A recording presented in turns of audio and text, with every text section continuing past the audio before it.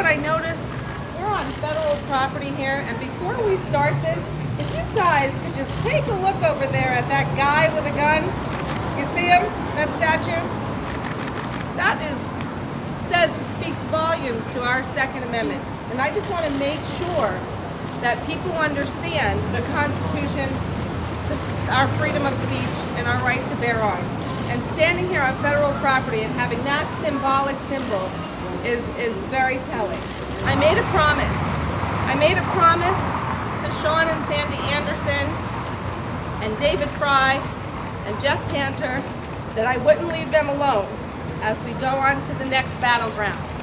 So their first stand was at the refuge, and our next battleground is in these courts. I'm also here today because an American, Ammon Bundy, and many others made a call to action. And these Americans are reaching out to their representatives asking for our help. I represent Americans. We are a nation of laws.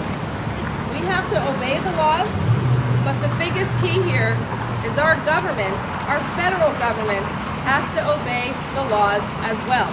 I truly believe that the refuge and the people that stood on the refuge are prisoners today because they exercise their political free speech. I haven't seen yet today any evidence of the federal government asking them to leave the refuge. No one has provided me with that evidence, written documentation whatsoever as of today before I stand before you.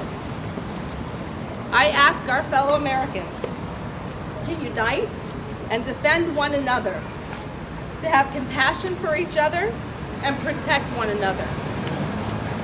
Just as we stood up to the bullies in school, when the bullies picked on defenseless schoolmates of ours, we as Americans have to stand united and defend federal government, large government bullies as well.